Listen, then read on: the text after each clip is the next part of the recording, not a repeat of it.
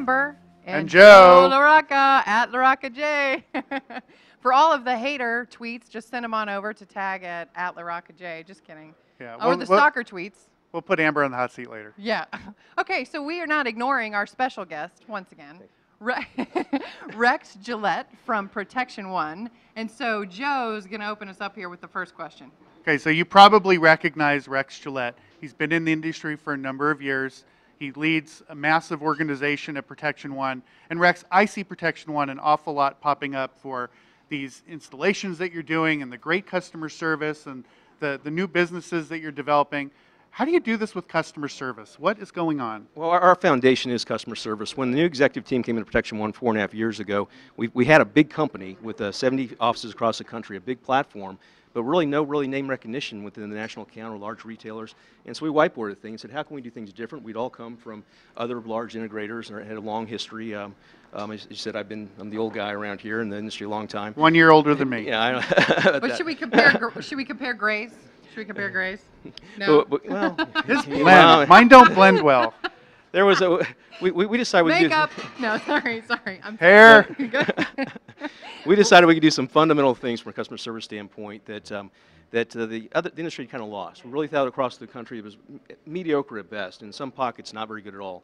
And so we did some very basic things. We centered all of our national account operations in one facility, monitoring, service, everything was in our Irving, Texas location, and so everybody could talk to each other. You didn't have to make a call somewhere else about billing or about anything else. And so we consolidated everything in a pod concept where people are working together on a particular large retail account, and they're talking to each other. They get to know the nuances of that large retailer because they're all different. Right. And so it has worked out very, very well. Our CEO mandated when he came on board that we strive to a same-day service. We've achieved that. He called us by 10. We're there by the end of the day. And so we're just doing a lot of things better than anybody else out there. That's great. Any bean bags in the office? You mentioned the pods. I'm just asking if it's like Google. No. We're not quite there yet. No? We're pretty disciplined. So we're no foosball. No. We're pretty. Our work ethic is impeccable. So we don't have really time to play around. Well, so the good news is, speaking of not playing around, all these lights and our hot seat are still powered by Protection One solar panels, which is pretty cool. That is absolutely right. We embarked on a solar program last year, and we're going to exploit it this year in the national account arena. I don't know if you realize, but of the 20 largest solar programs in the United States, big commercial programs, 8 of those are big box retailers. And so you probably not realize that. And so we're going to embrace that. We're going to be presenting our great customer service levels to that industry as well. And if you think about it, what we do from a loss prevention standpoint is the integrators, large integrators in the country save money, help the profitability. And so we think we can do the same thing with our solar offering. That's a tweetable stat. So what's your handle? Is it top secret? We were trying to get it out of him. Are you Facebook, Twitter, LinkedIn? No, don't do any of them. Do LinkedIn, okay? LinkedIn. But no He's Facebook. He's a businessman on LinkedIn. Okay, so speaking of, since you're powering our hot seat, we got a hot seat question for you. I know that you are, because of my research on LinkedIn. Wait, hold on. Yeah. He's getting. Yep. He's getting. Something. Okay. Wait, there's a question coming in from production. I got it. How old are you? Oh. Why don't you play the guessing game? How old do you think I am? 47. No. Older. Higher Over or or under? Is this the Price is Right? Older. You got me beat. So this is what we should ask him. In what year did you graduate Wake Forest University? Well, 1982. Oh, okay. So much older. Okay. I was still in high school. All right, Dad. No, I'm just kidding. I'm kidding. So speaking of Wake Forest, I got to get this out because it's hilarious. It's not. I think it's hilarious. The mascot for Wake Forest. I knew she was going to do this. I knew it. The Demon Deacons. The Demon Deacons. What is that? Somebody's got kicked out of church and they're pissed off about it, or what? Yeah, mad, furious religious guy.